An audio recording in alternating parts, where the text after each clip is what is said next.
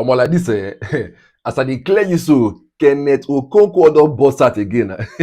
Una know Kenneth Okonkwo na once you see Kenneth Okonkwo for your screen, just know say na person wey get something for head na him you wan lis ten to. Na Kenneth Okonkwo na one man wey be say I fit spend the whole of my day dey lis ten to this man and I no go tire because this man too get wisdom and he's too sound.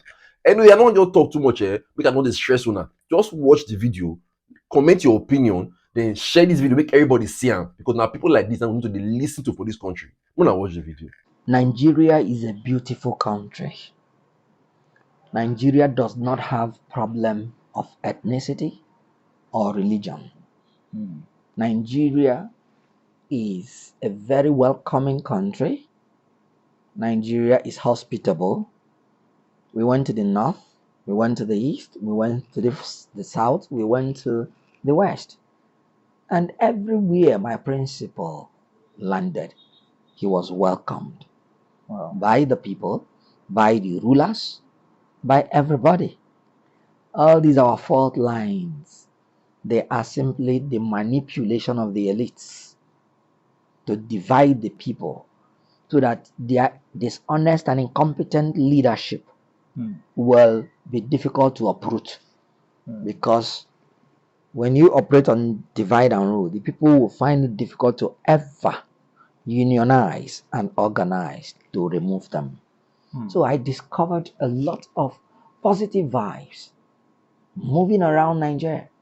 The next thing I discovered is that every Nigerian wants solution to Nigerian problem. Muslims, Christians, North, South, they go to the same market.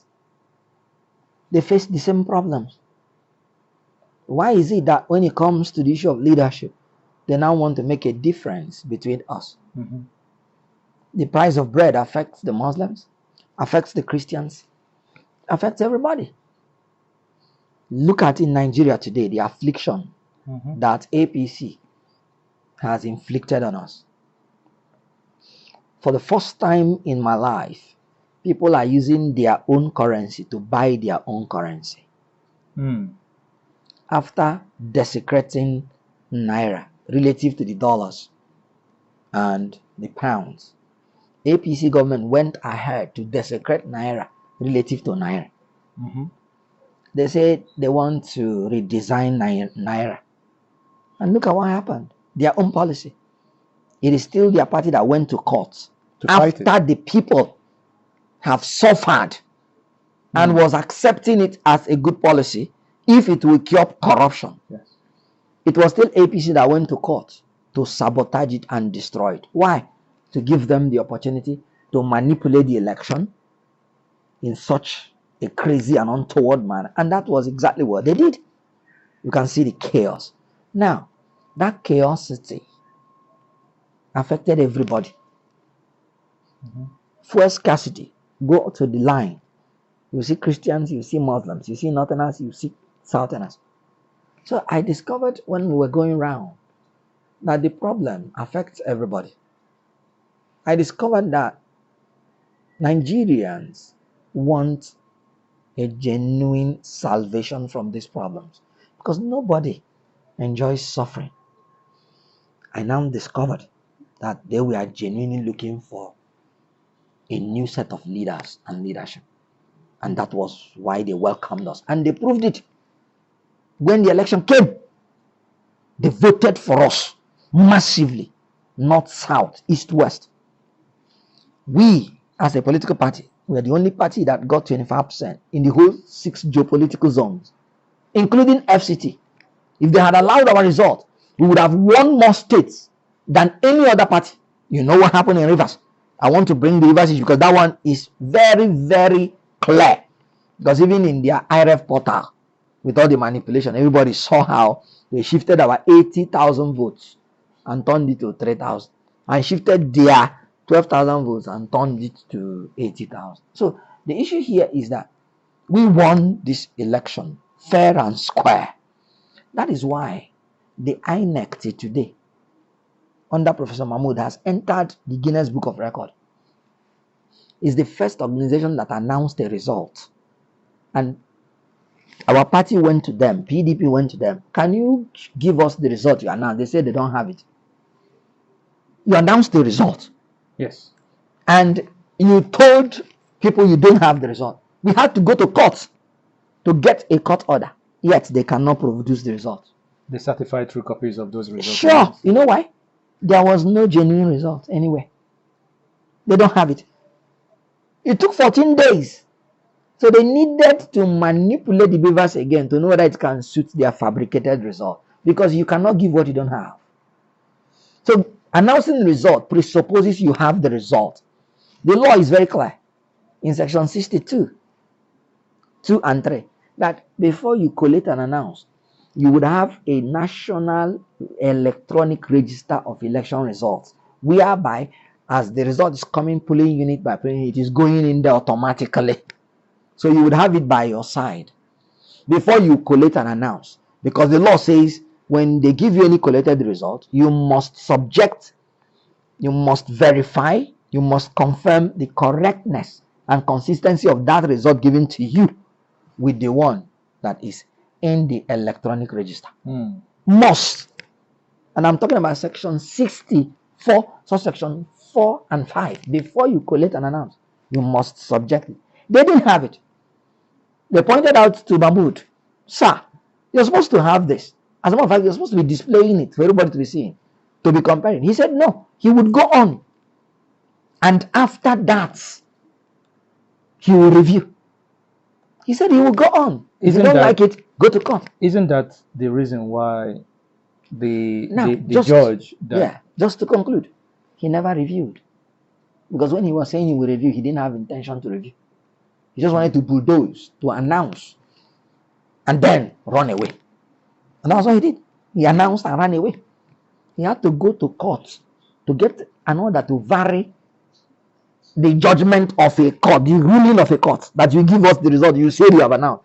He had to go to court to vary the order, for court to give him the power to tamper with the beavers. So the beavers was tampered before he could tell you he has given you the CTC. So you will know the result that is giving you after the beavers has been tampered. But the question is, for 14 days, he was not able to give us result. But when he got the varying order to tamper with the visas, 3 days, they have finished reconfiguring. So what you don't have, you can do within 3 days.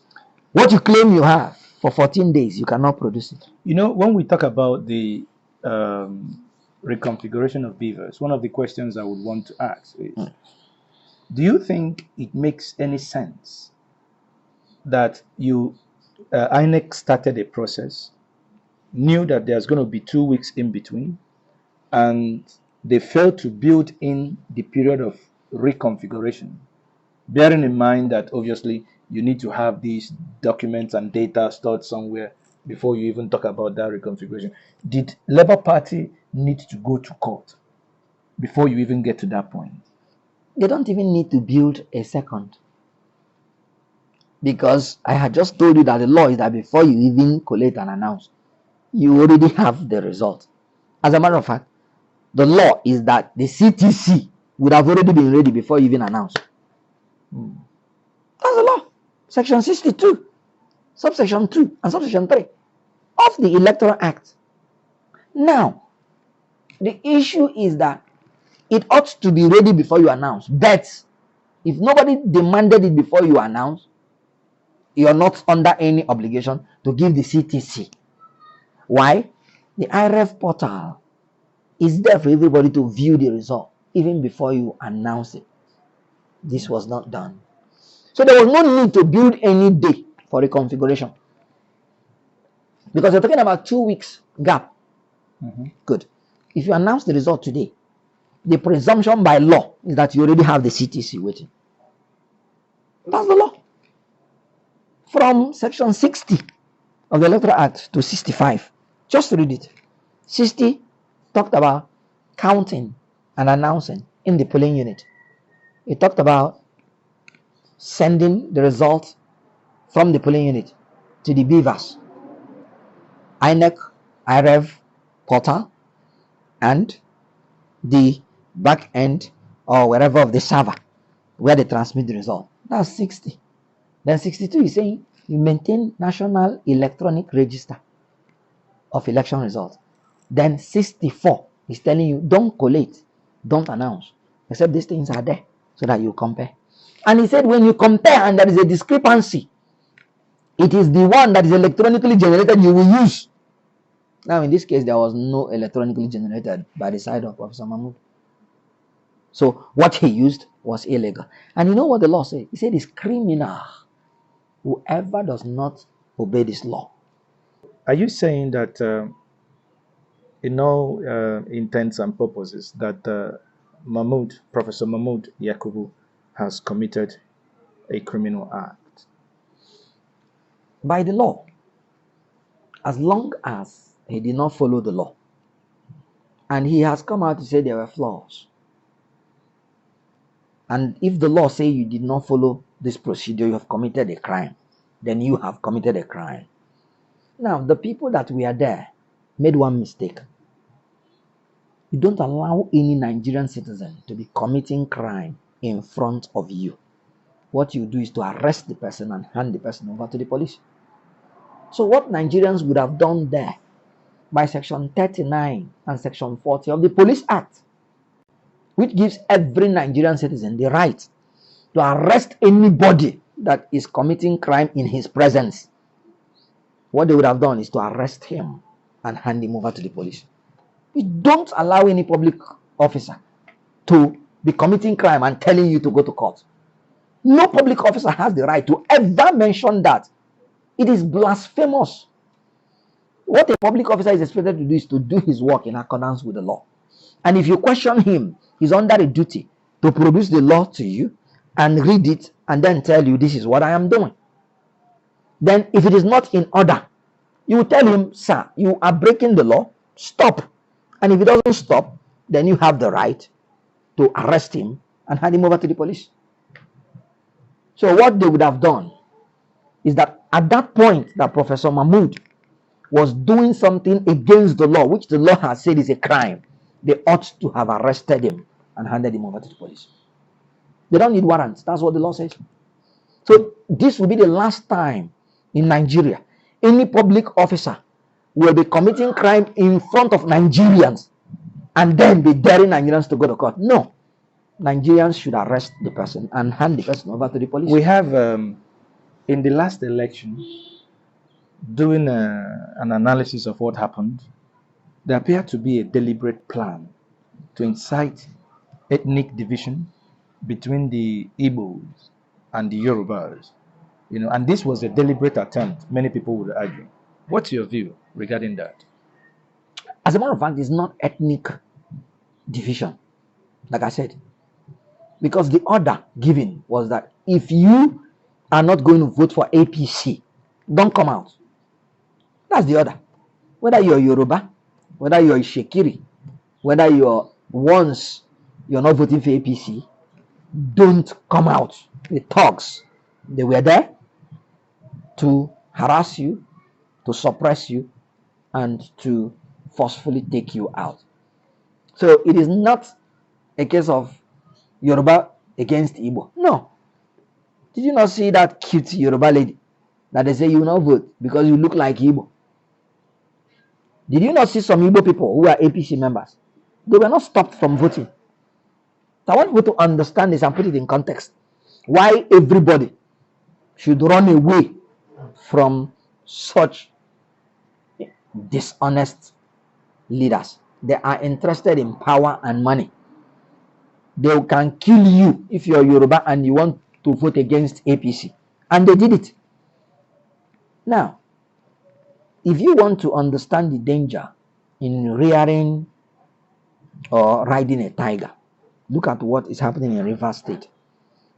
In the presidential election, the machinery of rigging in Rivers State was used to rig Labour Party and rig for APC.